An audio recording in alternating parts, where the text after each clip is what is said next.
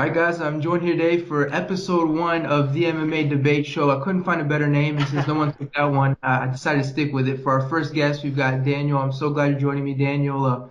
So listen, I'm going to give you a chance now. Where can we find you on social media? What have you got going on in the MMA world? Well, you can find me on social media at Gumby Vreeland, which is on Twitter.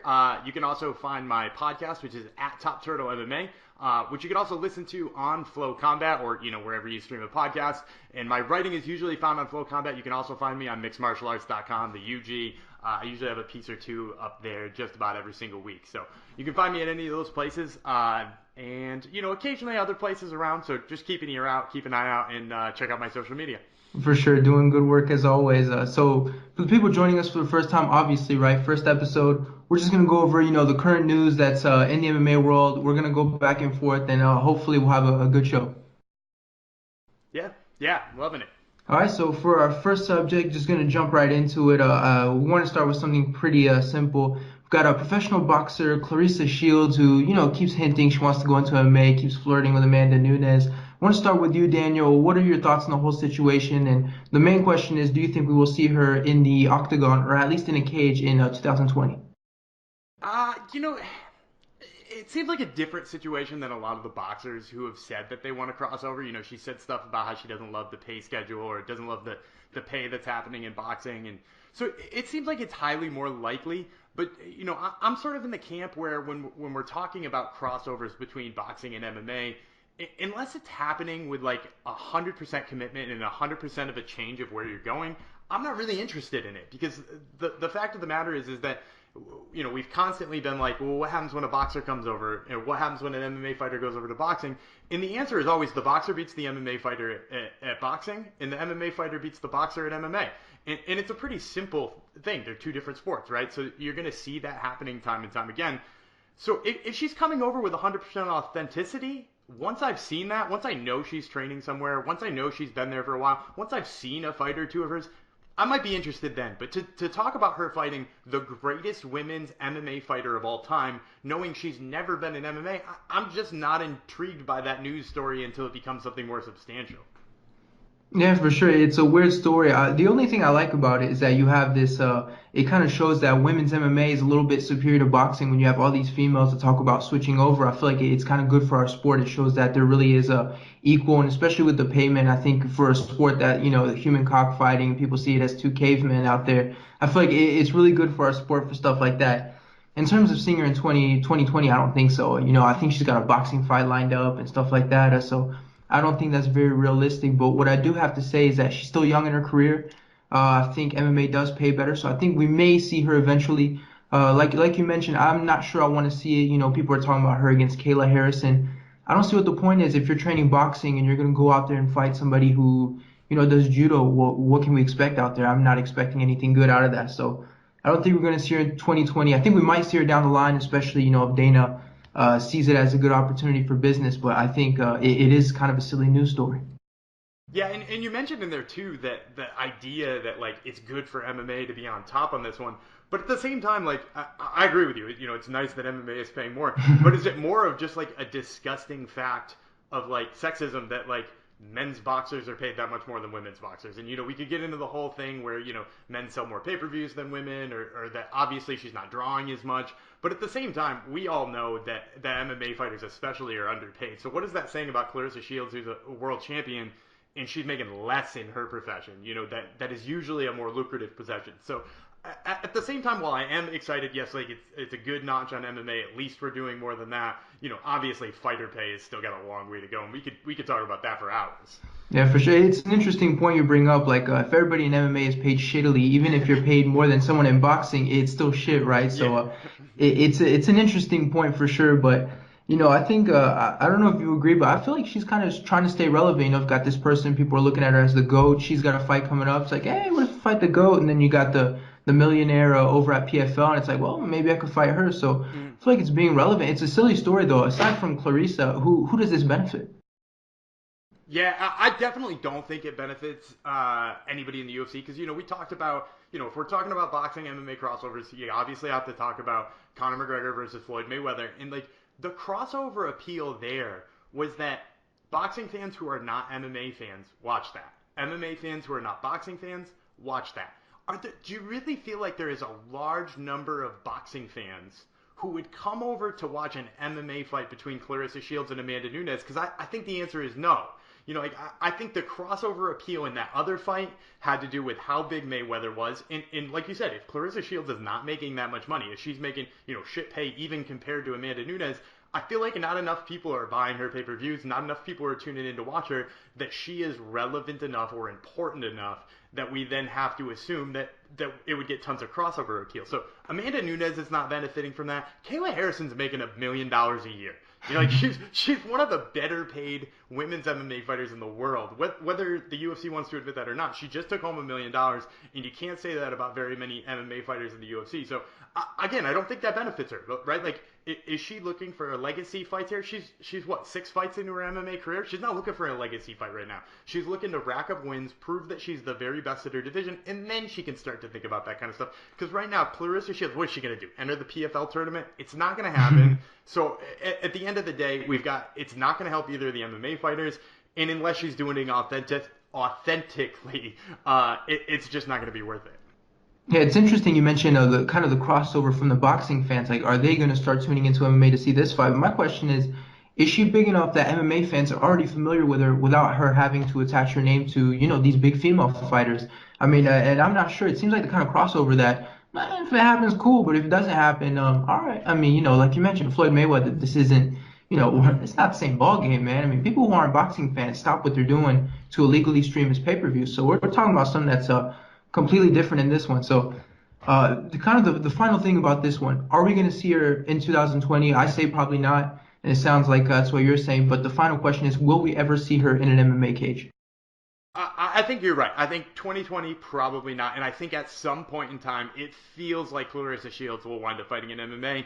And whether that comes, at a very opportune time or not, sort of remains to be seen. But I do think you'll see her at some point in time. All right, now I do agree with you for that one. I feel like she's 24, 25, so I feel like it's not completely unrealistic. If she's like 37, right? If she was 37, I'd be like, come on, what are we doing here? But yeah. So maybe we'll see her, but even if we don't, I guess we're not missing anything, right? I'm not, personally.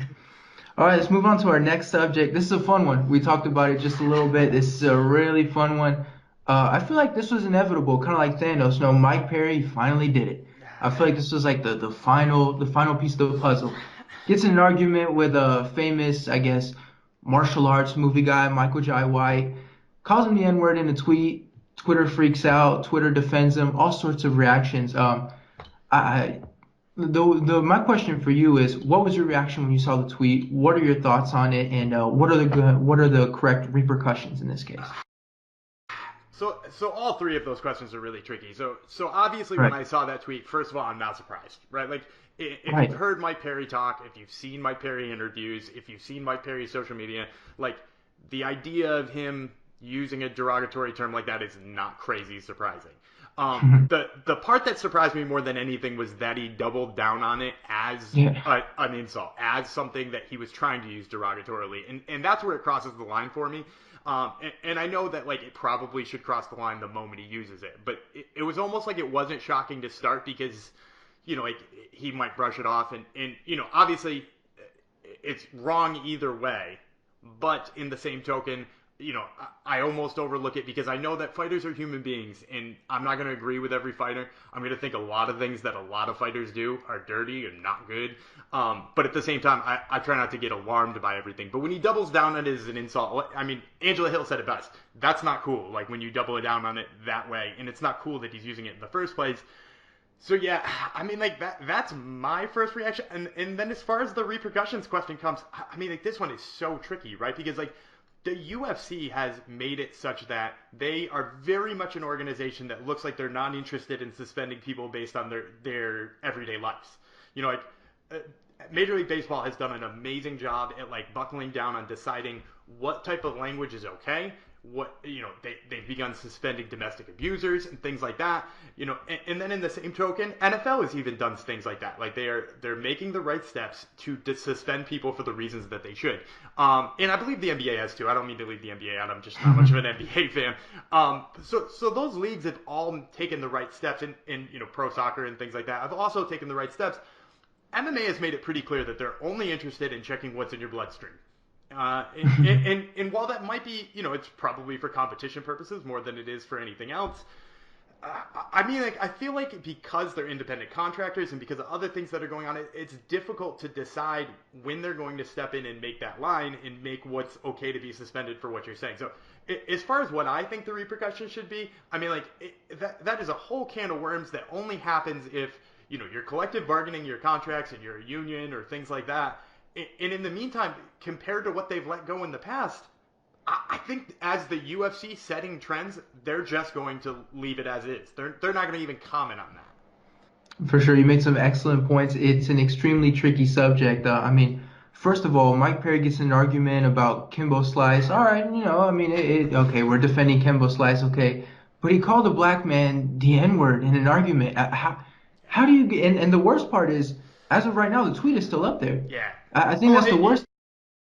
You had to know he wasn't going to show remorse for that. And, like, I don't mean to cut you off on that. Like, you're right. It's still up there. And you would expect, if a Major League Baseball player had come out and done that and dropped the N-word, his team would be on him and be like, delete the tweet. Or if his team wasn't on him, the league would be on him and say, hey, delete the tweet. At the same time, who would be here to tell Mike Perry is? It's not his management team, because as far as I know, I think he removed his old management team, and I don't know if he has a new one hired. Is he not with the first round? I thought he was for a while, but I'm not positive he still is. But even if he is, like, let's take, that's Malky, correct? Malky Kawa. So is Malky going to call him up and be like, hey, Mike, you need to delete this? Like, it is not off-brand for Mike Perry, right? Like, he is selling a brand. And his manager is selling a brand. Like, Mike Perry appeals to a certain audience. Whether we like that audience or not, Mike Perry is there to appeal to that audience. His manager is not going to tell him to delete that. And as I said before, the UFC is not going to tell him to delete that. So while, the Milwaukee Brewers may have told Josh Hader to go back and delete stuff, or MLB might have told Josh Hader to go back and delete stuff, Malky Kawa is not going to go tell Mike Perry to go delete something that seems like his usual following or the average super Mike Perry fan, the person who's defended him on all the other crazy things he said, he's not going to tell him to delete that because it follows along with that. And the UFC has made it pretty clear that they're not going to police that either. Yeah, I agree with you there. I think the UFC isn't going to do anything, but I feel like it's up to his management who does his PR, right? I mean, let's say they set up his interviews, they take care of his image. I feel like they at least have to send a text message like, hey, Mike, this is bad for your image. I mean, maybe it's time to delete it. And I feel like if you're the UFC, where it gets complicated is independent contractor. But even then, I think they need to have a sit down and decide what do we do with Mike Perry at this point. I mean, do you really want this guy? What is it at the end of the day? You made a tweet calling a black man the N-word. I mean, that's what it is. At some point, you have to sit down like, is this the image we want for our company? And I'd go as far as to say they should have a sit down and decide, should we keep Mike Perry in the UFC? I feel like, take us, for example, we're associated with different websites. Say we did the exact same thing. I feel like right now we'd be free agents and the MMA industry would look like we wouldn't be a part of it anymore. So I feel like it might sound harsh what I'm saying, but when you see the amount of people that are offended by it, even the amount of, just an example, like the black people I see on my profile, on my timeline that are offended by it, I feel like that's enough where you have to step in and do something. I know it's his image, right? Like Mike Perry comes out there, he's got the fade, he's got the hairline done, right? Like I'm from Flint. But at some point you have to recognize when is it too far. And even if that's part of your image, even if I'm not 100% surprised, this is a bad look. And in terms of PR, I mean, this is awful. I feel like for his image, and especially considering the fact that back in 2016, he had it was more his corner, but, they had issues with racism when they were referring to his Asian opponents. So I feel like at this point, somebody has to do damage control. Something has to happen to not rectify because it's too late, but at least do something to show some kind of remorse. But here's my question for you. So you said you think his management clearly should step up and do something. His management, this is their sign that it's time to step up. But if you remember back when he was about to fight Cowboy Cerrone, he dressed up in like Native American garb, clearly like acted insensitively towards indigenous people in the United States, and danced around and made a fool out of himself that way. Not that I'm saying that this is better or worse. I'm not going to make that judgment call. I'm not Native American. I'm not African American. I can tell you both of them are very bad, okay? And both of them are not good. What makes this the one that goes over the line, right? Like, what makes this one more offensive than dressing up in Native American garb and pretending to be the Native American who's fighting Cowboy Cerrone? Like, both of them are super offensive. Both of them cross a line. But as far as what it's doing for the Mike Perry brand, what it's doing for Mike Perry, I don't think it changes it. You know, like and for whatever it is and whatever that means, people are okay, and I'm not saying this is right either, but people are okay with Mike Perry being that guy, being Florida Man, right? He even calls himself Florida Man. People are okay with him being that person because he's entertaining and because he's good in the cage. And does that affect the UFC? I mean, like, if that affected the UFC, what else would have affected the UFC, right? Like, would we see Greg Hardy in the UFC? Would we see this person in the UFC? Would we see that person in the UFC? You know, like, we could clearly draw a whole bunch of lines. I mean, we could talk about, you know, what Conor's got pending and his fight's coming up this weekend. So, like, obviously there are a whole bunch of different things that the UFC could draw a line on, and the UFC is stepping away, is the answer. So, the question is, if you're his management team, what makes this so much different than all the other things he does? That is a fair question, but I think that's where it kind of brings in what's your role of your management team? I mean, is it just to negotiate your contracts, your sponsors? I mean, I guess some of them they set up the interviews as well, but I feel like part of that is your client's image, and at some point, are we going to double down and say like, we're fine with him coming off as like the white guy who wants to be black, and okay, he says some controversial things, maybe some racist stuff as well, and you know what, if it works, we're going to keep it, or do you say like, you know what, Mike, we have to know where to draw the line? I mean, it's a great point you bring up. Like, well, you know what? If it gets his name out there and stuff, maybe, but you have to decide, is that someone we want to associate with, especially when it's coming off as racist? And just because I feel like the UFC hasn't done anything about Conor and stuff like that, that doesn't, for me, justify that they don't do anything about Mike. So it's an extremely tricky situation, and but I feel like at some point, you have to decide, okay, is this the one we do something about? I mean, and the fact that he doubles down on it, it's like, you make a mistake, you delete it, and it's like, okay, my bad, or you try to ignore it, all right, we'll let it slide. But this one, it's like, yeah, I said what I said, and I feel like somebody has to decide whose responsibility is it to decide if this is appropriate or not at this point. Mm-hmm. And I totally agree with you too. At some point in time, the UFC, in its existence, will have to draw some sort of line, right? Like they'll have to decide, okay, we are going to suspend people for this thing, but not that thing. But when they do that, that comes very close to looking like you're establishing basically a collective bargaining agreement, right? Because that's where it is in Major League Baseball. That's where they decide how they can suspend people. That's where it happens in the NFL, where they can decide how they suspend people through a collective bargaining agreement. And we all know the UFC does not want to make a collective bargaining agreement with their fighters. They've made it very clear that they'd rather not have a union. And, at this point in time, there haven't been any really close chances of any union to coming together. I mean, we saw a couple of different ones pop up and go away pretty much as quickly as they popped up. So in that sense, I don't think we're very close to seeing that, and I think that limits what the UFC feels like they can or have to do. Yeah, 100%. I agree with that. Because if you think about it, if you suspend him, it's like, well, technically he's an independent contractor, right? If you fine him, it brings it the same thing. So I feel like your options are really, they're limited.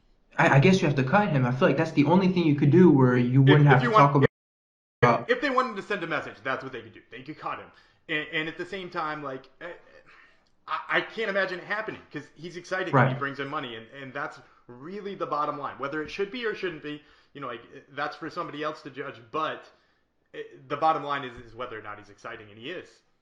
And I watch him every single time he fights. I watch him, and maybe that makes me some sort of terrible guilty party. But I'm not one of those people who decides that because somebody is fighting and because I don't like who they are as a person, or I don't like some of the things they said, or I don't like some of the things they did in the past, I'm going to turn off the TV. And I think that's like my movement to helping the cause. Like, nobody knows if my TV's off for the 30 minutes that Mike Perry's fighting. So, and if that's something that you have to do for yourself, that's cool. But, at the same time, I'm going to keep watching Mike Perry. He's super exciting in the cage. I don't agree with the things he said. I don't think that that's appropriate, especially for the public and for Twitter and or for the privacy of his own home, for that matter. So, I'm going to disagree with it. I'm fine here talking to you, voicing my disagreement with it. But at the end of the day, we're all watching Mike Perry. And that's great for the UFC and the bottom line. Yeah, 100%. I mean, you look at it, like you mentioned, it's on brand with Mike Perry. I feel like this was the last missing piece to his whole kind of character. In terms of not watching him, I don't feel like anybody's gonna turn off the TV. Like, hey, I'm not gonna watch Mike Perry because I don't like his tweet. I feel like people are obviously still gonna watch him, and I mean, I feel like in MMA people have a hard time putting the person aside and then kind of the athlete that we're watching out in the cage, and I feel like that's where this kind of comes in. But I think at the end of the day, with Mike Perry, people are going to be tweeting, hey, you know what, he put out some racist stuff, but they're still going to watch him. Similar to Greg Hardy, every time Greg Hardy fights, we get bombarded with all the articles of what he did. I feel like we're going to get the same thing with Mike Perry to a lesser extent, but is it going to affect his career? No, I don't think so. I mean, listen, if it was going to affect it, something would have happened by now. So I feel like something should have been done, but nothing's going to happen realistically. And I'll also throw this around too, because you said that people have a difficult time, separating the fighter from the person. I don't think that you have to do that, right? Like I'm of the belief that like if you want to tie the person to everything they ever said, and that's how you feel about them when they compete, that's fine. That's on you. Like you don't have to watch sports like I watch sports. You don't have to watch MMA like I watch MMA. When I watch MMA, I know what they did, and I'm also able to put it aside for 25 minutes or 15 minutes while I watch them fight. Right, And right. whether or not you think that that's right, that's fine. That's how I watch MMA. I sit on my couch and I watch that. Or I sit, cage side and I watch that, or I sit at a bar and I watch that. But like, if you can't watch Greg Hardy because of the things he's done and the articles you've read about him, or you can't watch Mike Perry, because, that's fine. I have no problem with that. So I think you're right. I think people do have a problem separating those two things, but I don't know that they have to not have that problem either. 100%. I agree with that. Especially, I think the thing about MMA, the thing I found, I have no friends that are, big MMA fans. They're all casuals. And I know the biggest thing for them is, that storyline. Yeah. We went to, I took my friends to Buffalo Wild Wings, and Nate Diaz was there, and it's like, you explain a little bit. So who is this Stockton guy? And all of a sudden they're rooting for him. So my point is that I feel like fighters and their stories are super important to them building a fan base. And so you can separate it, but I feel like at the same time, the stories is kind of what draws people to kind of rooting for fights and at some point becoming fight fans. But last thing on this, so just the last question: should there be any repercussions for this, and do you think anything's going to happen as a result? So I'll tackle the second question to start. Is no, I don't think there's anything that's going to happen as a result, unless you count like a 500 tweet thread about why he should be suspended is something No. happening, because that's what's going to happen. You're going to go on Twitter and you're going to annoy yourself with both sides of the argument. As far as whether or not something should happen, I kind of, and I hate giving a non-answer here, I don't think it's my place to say. I believe what he said was wrong, but at the same time, we're getting into issues of free speech and whether he should be allowed to say it and whether or not that should affect his employment, and we're talking about what independent contractors are and what unions are and all that kind of stuff. It's sort of over my head in deciding whether or not I think he should be suspended. I think what he said is wrong. I wish he said something differently. I wish he at least deleted the tweet or recanted what he said or apologized for what he said. I know none of that's going to happen, and at the end of the day, I'm just going to know that nothing is going to happen and try not to be bothered by it if I thought there should at any point in time. For sure, I agree with that 100%. I mean, we all know nothing's going to happen, and yeah, it is tough for us to say what the repercussions are, especially with everything that goes on, behind the scenes with a company like the UFC. Mm-hmm. So now my next subject, it's a little bit older, but it's something I wanted to get somebody else's thoughts on because it's an interesting one. We saw Rampage Jackson, or a version of him, fight a few weeks ago. I don't think I've ever been so disappointed watching a fight. The big question I saw on Twitter was, what did Rampage Jackson take a dive? Did he quit out there? I mean, I think people are trying to sense what exactly did we watch? I mean, was he doing a paycheck? So this leads to my question. What was your initial reaction when you watched the fight, and what was kind of your takeaway when you finished? So when I watched the fight, obviously upset to start. Like you said, you watch Rampage Jackson growing up.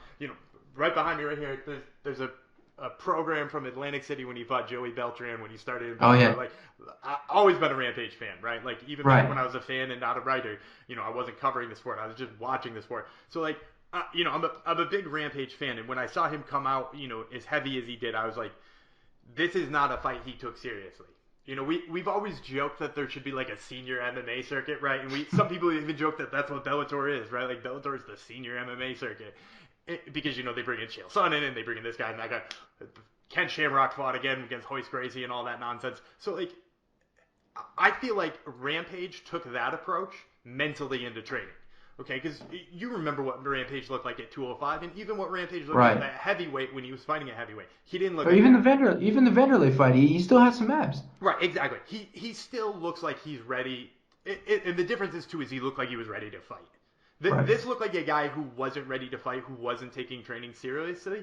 So I think when he got in there, I do believe he was overwhelmed by what Fedor Emelianenko looked like in the cage, what Fedor Emelianenko's speed looked like, what Fedor's abilities looked like, how hard Fedor was hitting.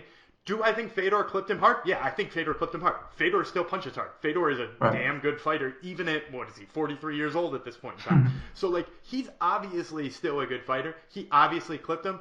Do I think a younger, better Rampage Jackson would have rolled to his back and tried to pull a guard, or would have scrambled back to his feet, or, like, I 100% think that would have happened. Even if that same punch landed and he got hit on the ear, I think he would have scrambled for it. But I think in this situation, because he was not training for that type of fight, he was not ready for what was about to hit him.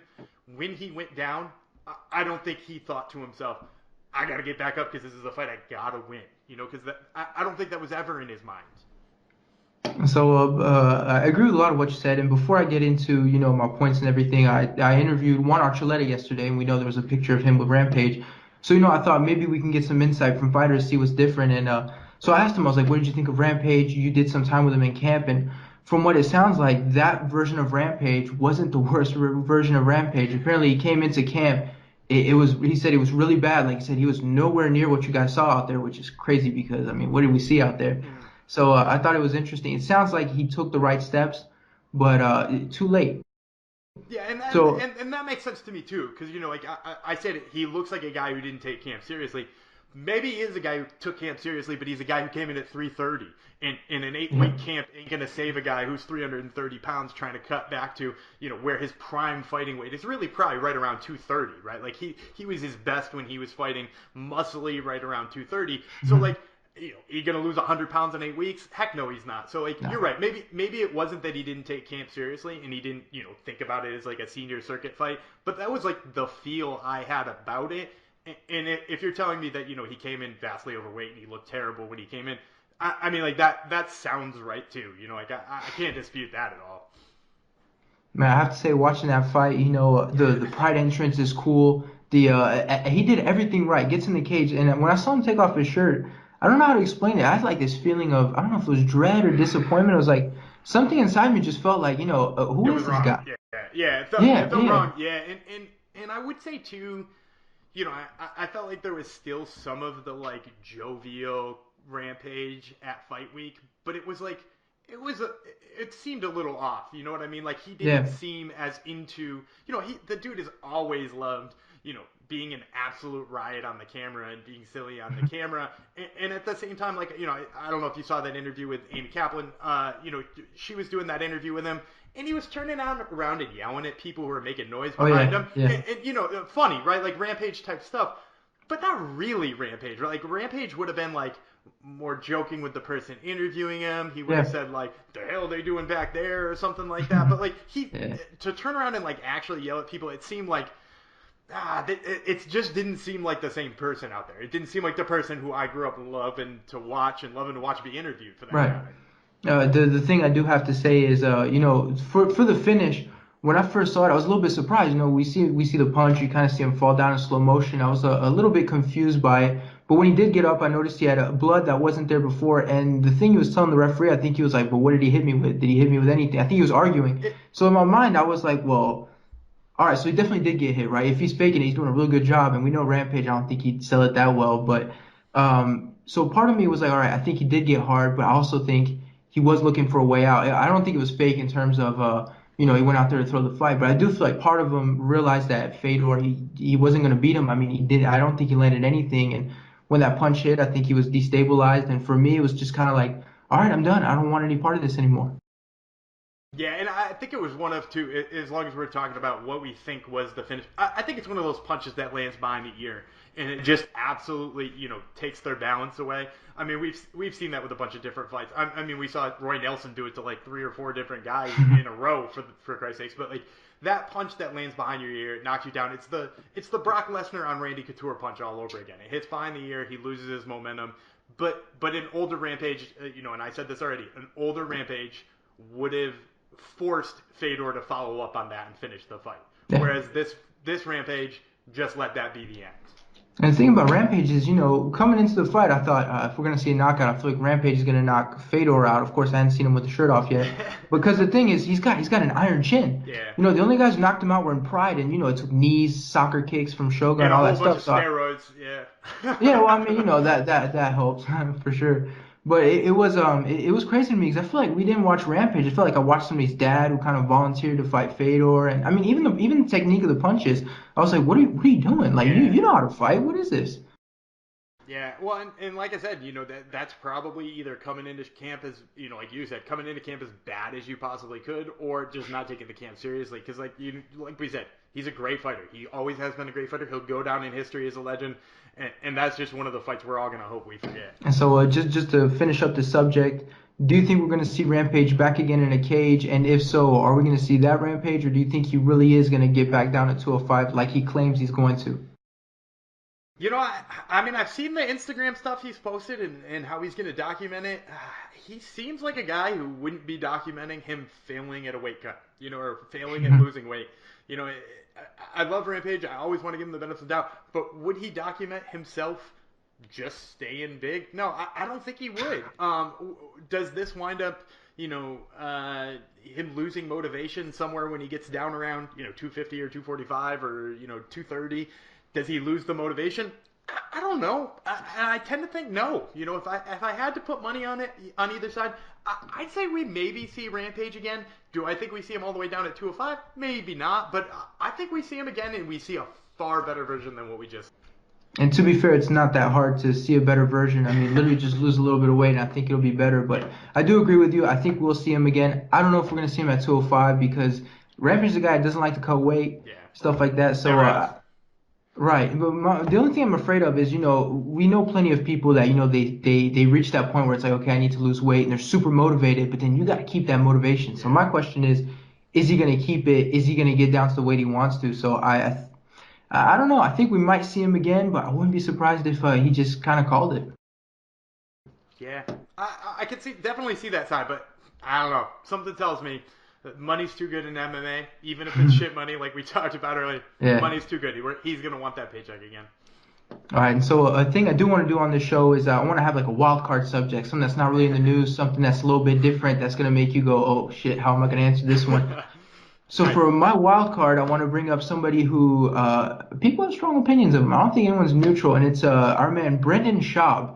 Okay. I feel like nobody gets criticized more than he does in the industry. Does a lot of work. Based on all the comments I've seen, the question is, what do you think of the work he's doing in this industry? And if you were Showtime, would you keep Rampage? Rampage. Okay, would you keep Brendan Schaub? Would you keep Brendan Schaub covering MMA, or do you think it's time for him to talk about maybe more comedy or whatever? What are your thoughts on Brendan Schaub in the MMA industry? So this is an interesting one to me too, because to be honest with you, I enjoy stand-up comedy quite a bit. I don't enjoy Brendan Schaub's comedy, but that being said, the first part of your question was, should Showtime keep him around, right? Like, should Showtime continue to be in the Brendan Schaub business, and should Showtime continue to be in the Brendan Schaub covering MMA business? And the Yeah. answer is undoubtedly yes. It's working, right? Like, it's the same thing I said about when we talked about Mike Perry. Like, should they continue to keep Mike Perry on roster? Of course they should. It's working, right? Like, Mike Perry is a guy who brings in money for the UFC. Showtime picked up Brendan Schaub not because Showtime sees some like unlimited potential, because maybe they do. Maybe they think he's the greatest thing that ever happened. I tend to think that that's not what they think, but I do tend to think what they think is people are watching this. People care Yeah. about Brendan Schaub, and like whether or not I think he's a great stand-up comic, whether or not I think he says some absolutely ridiculous things when it comes to talking about MMA. That's really neither here nor there, because they know he makes money, and that's the bottom line for Showtime. So when it comes to whether or not Showtime should keep him, absolutely. As far as what I think about him covering MMA, I already said, I'm not a huge fan of his stand-up. I don't find it particularly funny. But as far as him covering MMA, look, he has got some real intelligence when it comes to MMA. He was a good fighter when he was fighting. A lot of people, point to this loss or that loss. He was a damn good fighter. Like, go back and look at his record. He's not a crappy fighter. He's got some great knowledge when it comes to MMA, but at the same time, as well as I do, just about any of the other writers or analysts that we talk to on a daily basis knows the roster top to bottom far better than Brandon Schaub does. Yeah. And they pay closer attention to what me and you pay closer attention to what each other are doing than Brendan Schaub pays attention to what anybody is doing. And at the bottom line is that's where people start to have a problem with Brandon Schaub, right? Like, people have a problem with the fact that when he says something, like, you can immediately Google and fact check it in 4 seconds, and you know what he said was ridiculous, or maybe you already knew what he said was ridiculous. So, do I think he's a bad analyst? Not necessarily, but right, like, I don't think what he's doing is bad, but what I do think is he probably is putting a lot of time into his persona. He's probably putting a lot of time into his ideas and pitching his ideas. He's probably putting a lot of time into his comedy. He's probably putting a lot of hours into, setting up Fighter and the Kid and having Fighter and the Kid getting going and stuff like that. And at the same time, all of that time is taking away from him being like a true MMA expert, but people aren't paying for him to be an MMA expert. Like, people like me and you might find him irritating, and people like us on, the people who follow us on Twitter might like us better than they like him. And the people who like him aren't going to like us because they don't need an expert. They want that kind of comedy, or they want that kind of entertainment.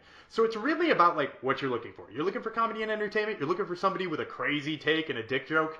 Great, you got Brendan Schaub. If you're looking for somebody who knows people on the roster and stuff like that, you've got lots of other analysts who know lots of things out there, right? You can go get a subscription to The Athletic MMA and read to your heart's content if you want expert MMA advice. Or you can read my stuff on Flow Combat, or you can read your stuff on My MMA News, wherever it is you want to read stuff. But like, that's not what people go to Brendan Schaub for. So I think Showtime keeps him because it makes monetary sense. But also, like, he's never going to be for me. He's never going to be for my kind of fandom. I agree with a lot of points you made. I feel like Brendan Schaub is the casual fan for casual fans. 100%. That's the best way you could have put it too, because like, he is the person who you sit next to at a fight, and you're like, did that idiot just say that? Like, because obviously he doesn't know, but he's going to act like he knows, right? Because that's his job, right? And the casual next to you, you might turn to something and say, like, dude, that's wrong. But, like, nobody's there to tell Brendan Schaub he's wrong. So he is the guy who keeps those guys entertained. The casual for the casual is such a good way of putting it. The frustrating thing, I think, for Brendan Schaub is that I think there's potential. I mean, the dude was fighting, best friends with Joe Rogan, MMA commentator, well, UFC commentator, obviously. I feel like, and he's going to have more connections than a lot of people.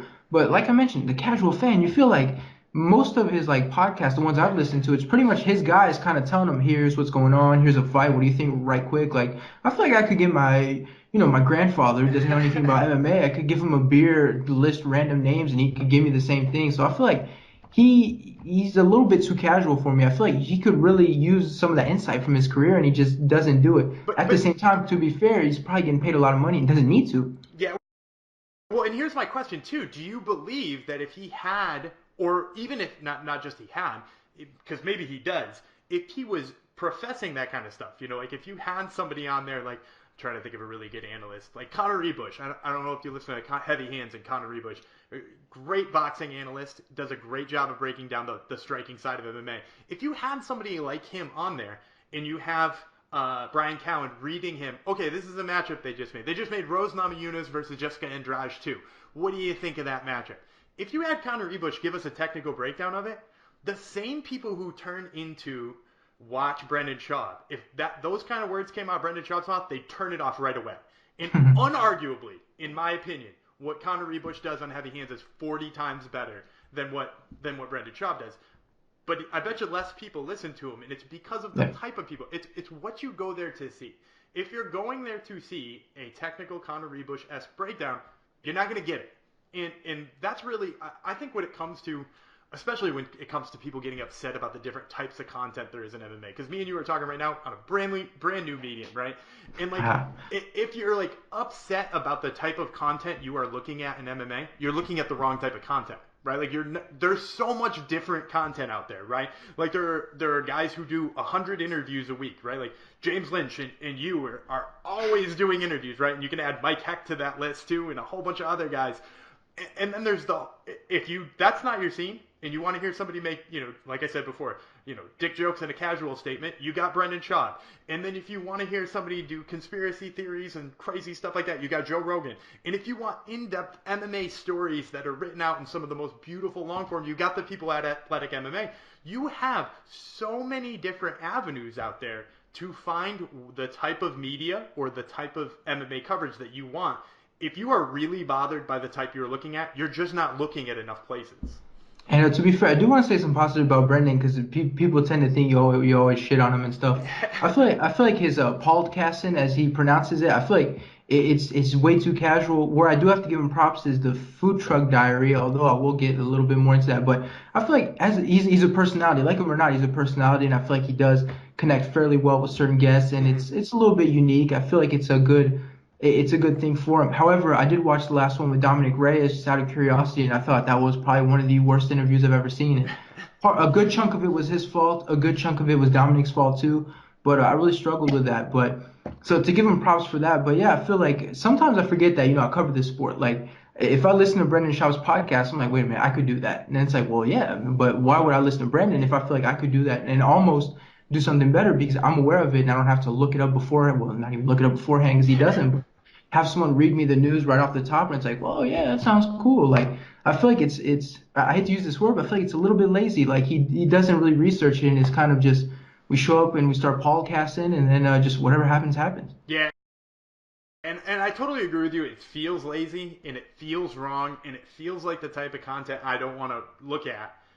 And that's why I don't, right? Like, and that's why me and you don't. That's why that's not the medium for us, right? Like when I want to read something that I know is really good, I've got the places I go for that information. Or when I want to, watch an interview that I know is going to get to, the heart of a fighter, the stuff that I really love to listen to, or I love to find out about fighters, I have my places I go for that. And if I want a technical breakdown, I have my places I go for that.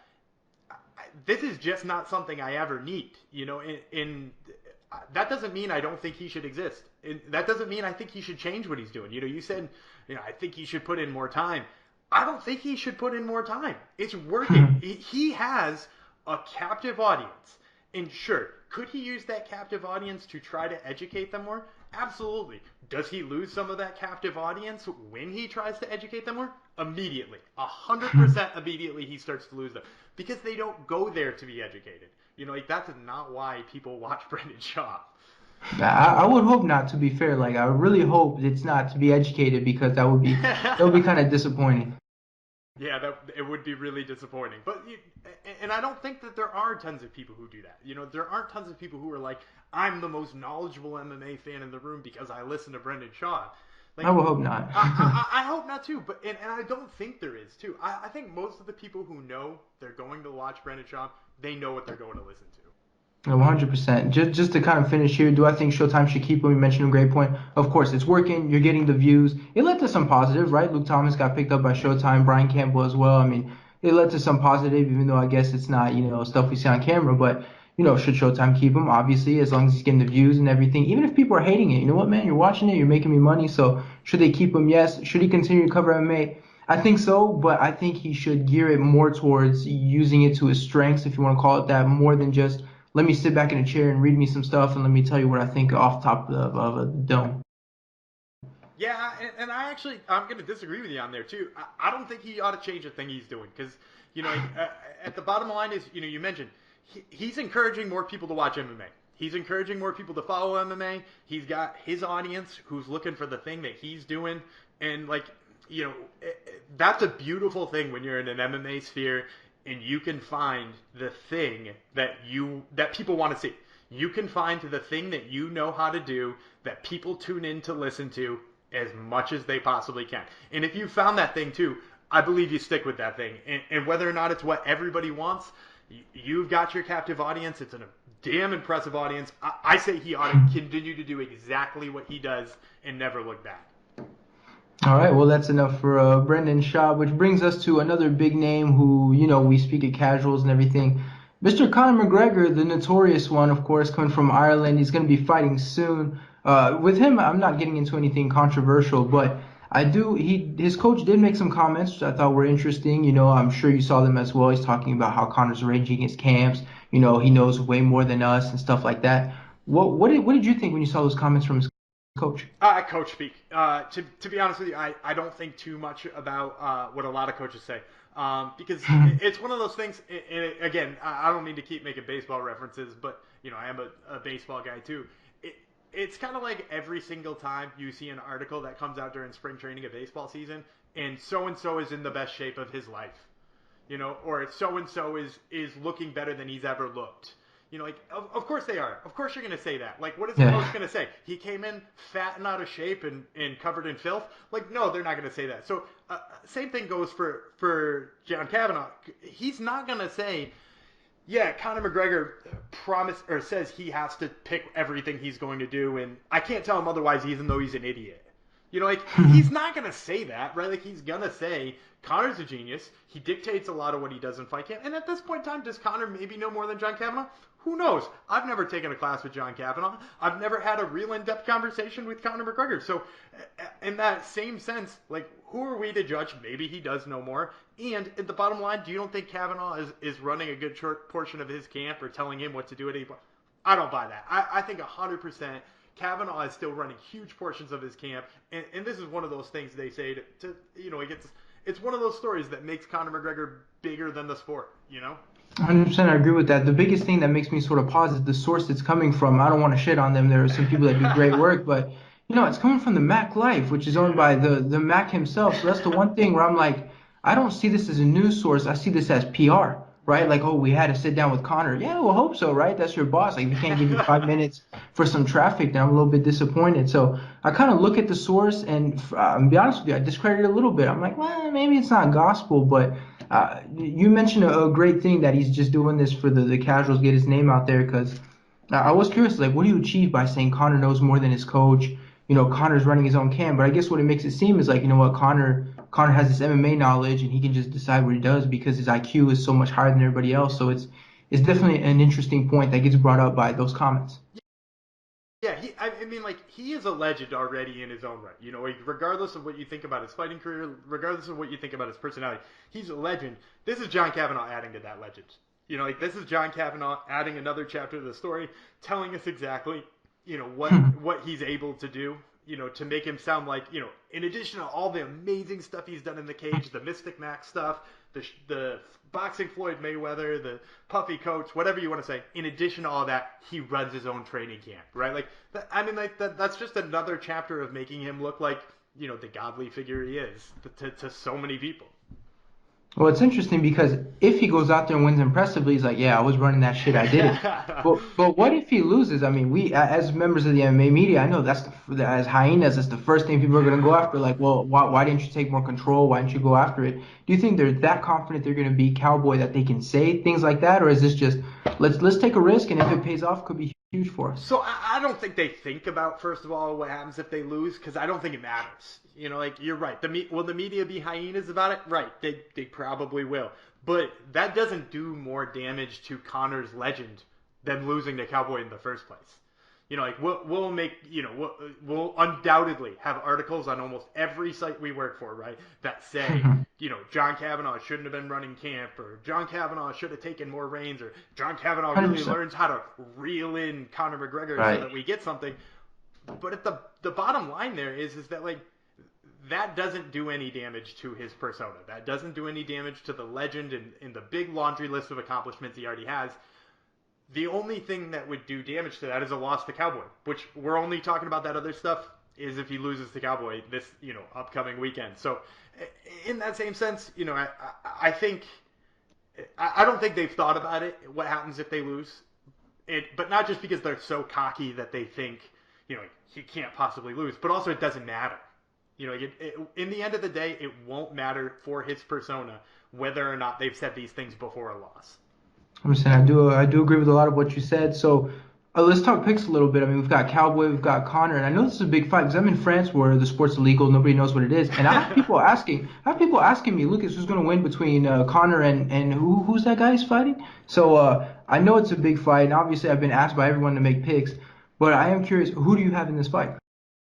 I'm going with Conor McGregor, and for a whole bunch of reasons that we could probably delve into. But Cowboy Cerrone's a guy who gets hit once in a while, and one of the beauties of Conor McGregor's style is not enough people talk about what he does defensively and what he does with his body movement. Like his in and out movement, his ability to move his head just out of range, it's really good. And what Cowboy does is not a great counter to that. Okay, I don't think that Cowboy has got the right skill set to go after Conor in that way and to make Conor make those mistakes. Habib can just rush him, right, and take him down. That was the tough part for Conor. Conor had to face the solid boxing of Nate Diaz and got caught once. I don't see Cowboy as the second one to do that. So in that way, I think Conor wins a point fight if he wants to. If Cowboy gets a little frustrated or over aggressive, which we've seen him do, right? How many times did he kick Miles Jury in the ass that time? But if that's the case, if he decides to do that instead, I can see him getting caught. But either way, I'm pretty confident in the Conor McGregor pick on this one. Yeah, I'm gonna have to agree with you. I have Conor. I think a lot of people, they get so caught up and he's such a big star. He's not motivated. Floyd, I think they forget just how when he's on, just how good he is. I mean, you look at Eddie Alvarez. I mean, I was watching that fight. Such a masterful performance, dropping him. He's not getting hit. Just everything is so pinpoint. So I have him in that fight because of what Conor does well. But my issue is with Cowboy. That last fight against Gaethje had me worried because Cowboy, we know he doesn't take shots well to the body, but I always felt like he was more or less durable in the head. And this one, he kind of took a big shot, and that was it. And Conor isn't a guy who's going to lightly tap you and then, throughout the fight going to jab you. Conor's going to hit you hard, and we saw him spam the overhand against Diaz. So I really feel like this is one where it could end pretty early, and depending on if Conor feels like going to the body or not. And if he's on, we could be in for a real clinic here. Yeah, and I definitely agree with you that Conor is somebody who hits hard. And Conor is somebody who is not just going to jab you for 15 minutes, but Conor is also a very good at strategy, right? Like he's a very strategic fighter. Like look at the second Nate Diaz fight. You can say Conor is the type of person who doesn't, hit you easy, but at the same time, did you ever feel like in the second Nate Diaz fight, that is, the second Nate Diaz fight, he was ever going in there with the intent that I have to get Nate Diaz out right now? No, because I feel like he could have done. He dropped him twice, right? So if he really wanted to do that, it could have happened.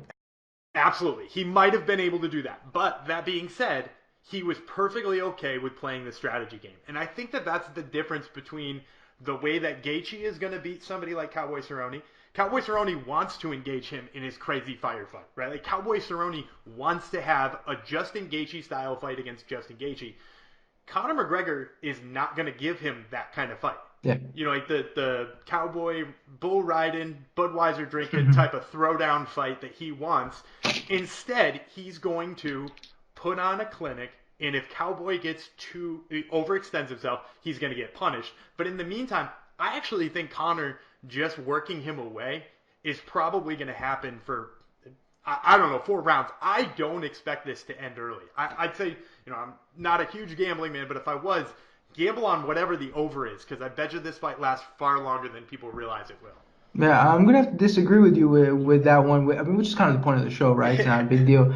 But I feel like you mentioned the good strategy. I feel like a good strategy is the fact that he's a southpaw, he's left-handed, and Cowboy's got issues with his liver. How do you hit the liver? You hit it with the left hand, with your left side. I feel like if Conor really goes out there with the right strategy, I feel like it shouldn't take too long. And like I said, the past couple fights where he's getting TKO has me worried in terms of his durability. And if listen, Nate Diaz took a lot of shots, but you saw he was bleeding. I mean, he was getting dropped. And if Nate Diaz has trouble taking those shots, I don't think Cowboy can take them. Yeah, and I kind of agree with you too. And the only thing I will say that goes towards your argument over my argument too, I'll play a little devil's advocate against myself. Cowboy's a slow starter. We know Cowboy's a slow starter. So if Conor is going to put him away, it might be early. But in that same sense, I don't see Conor coming out and being the person who has to put him away early mentally, because I think he knows he can win a 5-round decision 50-45. 100%. I agree with that. What's the official pick for you? I'm going to take Conor, but I'm going to take him by late 4th or early 5th TKO. All right, and like I mentioned, I have it first or second round TKO too. I don't think we're going to see Cowboy out cold, but I don't think we're going to see him walking around too well. So my last topic, I was kind of debating if we should go over the new fight poster for UFC New Mexico. I don't know if you got a chance to see that one.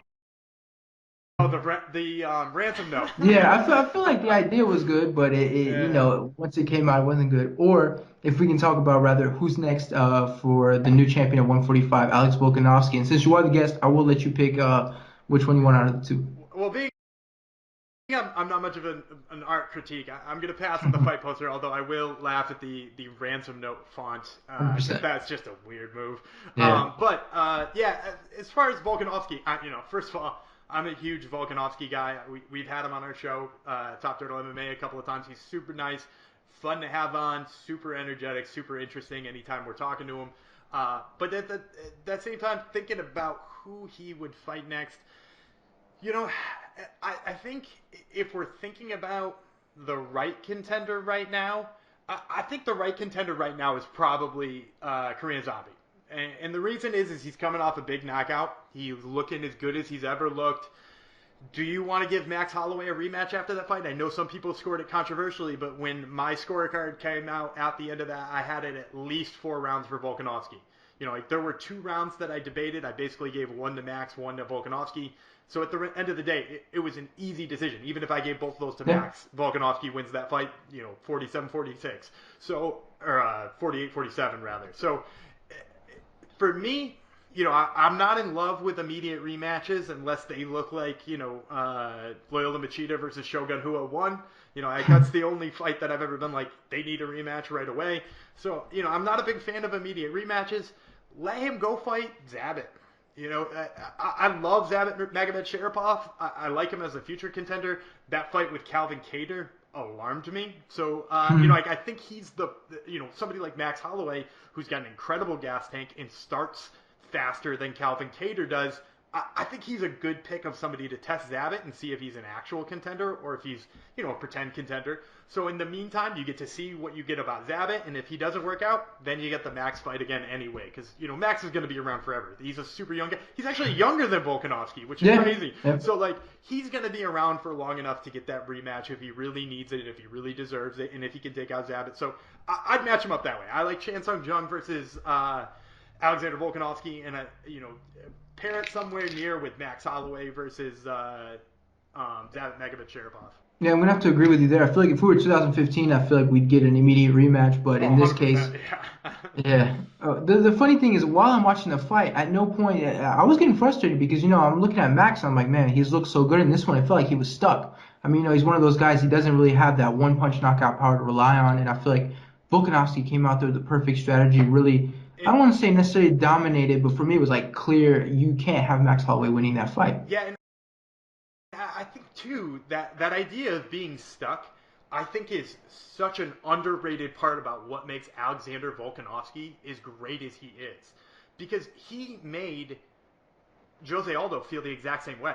And granted, what he did to Jose Aldo was a little bit more physical, right? Like he put Jose Aldo up against the cage because he knew Jose Aldo couldn't attack him if he was up against the cage, and he would win rounds there.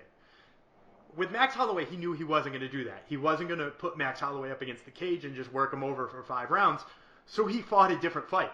So he brought a different kind of game plan, and he knew what would stifle Max Holloway. So he is a guy who is either breaking down fights or his coach is breaking down fights for him in such a way that he knows and is able to execute what will stifle every single person he's going to fight. And to me, that's one of the most amazing things I've seen in a fighter. I don't know if I can overstate how high I think he should actually be up on the pound for pound list. The dude has beaten 3 of the greatest featherweights in a row. Yeah. I don't know where people rank, Conor McGregor due to leaving and not defending his title. But if you take Conor McGregor out of the equation, name 3 better featherweights to beat in a row than Chad Mendes, Jose Aldo, and Max Holloway. I mean, his run is incredible, and the fact that he's made all of them at some point in time look completely incapable of touching him is so amazing. And I'd love to see how he does that to Korean Zombie, because that's a whole different animal in its own right. Yeah, for me, you mentioned you wanted Korean Zombie next. I agree with that one. I mean, I think you have to record him. You have to reward him. I mean, he came back, beats Dennis Bermudez. I mean, that's whatever that is. He's beating Yair, for 24 minutes, 59 seconds I don't before hold that getting one against highlight him. reeled. Yeah, you can't. Right, You exactly. can't hold that one against him. Yeah. And then, Moicano, who is really legit, like he was beating everyone, and then people are forgetting because he's moving up to 155 and all that stuff. And then finally you beat Frankie Edgar, who nobody does stuff like that to Frankie Edgar. So I feel like Korean Zombie has to be next. Do I have him beating Alex? No, I don't think so. But for me, that is the fight to make next. It makes sense, the first title defense for Alex, but I really don't see who you'd have besides Korean Zombie. No, I don't either. And I know some people are chiming in for Zabit and some people are chiming in for Yair. There's No. there's just time for those guys to make it there, and they'll make it there at some point in time if they deserve to. Yeah, and it's crazy because Yair, he lost a big one to Frankie Edgar, and he was losing to the Korean Zombie. I feel like, and like you mentioned, those guys are young, man. They're And he eventually going didn't to get that and he title didn't shot. look great against Jeremy Stevens. I had him Right? winning Yeah. that fight, and I think anybody who scores that fight properly has him winning that fight. But he didn't win it by a lot, right? Like he was in trouble at the end against Jeremy Stevens. So we're looking at Yeah. a guy who has a string of fights where he has W's on the scorecard, but at the end of the day, Yes. it, Limit. Yeah. yeah, and it doesn't make me feel like, yeah, put him up against Alexander Volkanovski, a guy who I'm touting as, like one of the future real greats of the sport. Yeah. I just, yeah, I don't see that either. I feel like people always want to rush these guys. I feel like with him, he's got the time. He's still young. He's exciting. I feel like we're going to see him in more fights. Zabit, same thing. I mean, I feel like he was just a prospect fighting in Europe yesterday. Now all of a sudden people are rushing him. Like you mentioned, Max Holloway, great fight. If we can get that to 5 rounds, we keep harping on that damn gas tank. Maybe we can finally get an answer figured out. And if you beat Max, there's no way you don't get a title shot next. I mean, he's being argued as the featherweight GOAT whenever it's convenient. And so if you beat him, I really feel like that's the title shot to make next. Yeah, I agree. And that's a perfect path to the title for anybody, and it's a perfect path for Max to get back. So it makes all the sense in the world. All right, well, that's going to be all for today. Our first episode. We've got a great first guest. I'm really glad you were able to join me for this one, man. I feel like we did a really good job out here. So, one last time, what do you have in the works for upcoming this week, few weeks, and where can we find you on social media? Well, you can check out our podcast this past week. We talked with Brian Kelleher before his bout with Odie Osborne, as well as Carlos Diego Fajeda, who's fighting Anthony Pettis at this upcoming UFC 246. So you can check out both the podcast for that, which is up now, and there's an article on Brian Kelleher that will be coming out too. Now I got to make sure I get the sources right. The Right. article on Brian Kelleher, I believe, will be coming out on Flow Combat, and the article on Carlos Diego Fajeda will be coming out on mixedmartialarts.com, the UG. And then next week, I've got one of my two guests lined up. We're talking to Drew Dober about his fight, and he's actually got this crazy story about his mom grounding him after one of his amateur fights, which was pretty funny. So definitely tune into the podcast every single week and check out my stuff on Flow Combat. And if you're forgetting where you're going to catch all that, you can just follow me on Twitter at Gumby Vreeland, GUMBYVREELAND, and all my stuff winds up there at some point in time. All